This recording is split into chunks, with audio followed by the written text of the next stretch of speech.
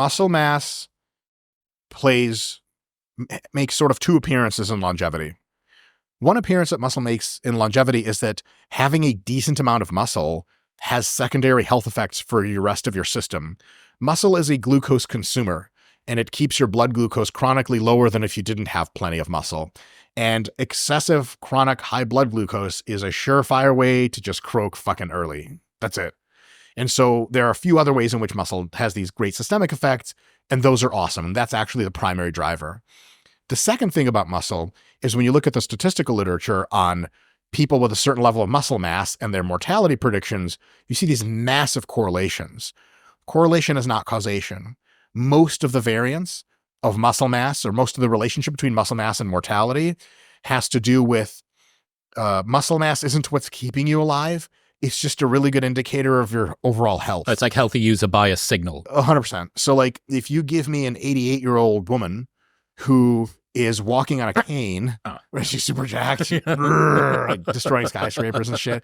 She's like, you ever seen someone who's not overweight, but they like reach for their luggage and it's like skin and bones and like the muscles are like her biceps, like the width of my finger. And you're like, the fuck is that person moving? And they're barely moving. She's going to croak probably in not so long a time, but it's because she's 88 and because all of the other health factors have precluded her from building muscle, not as much because if she built a ton of muscle, it would keep her alive longer. If she had a good bench press, right, she'd be sweet. It's true. If she had more muscle, it'd probably be healthier for her.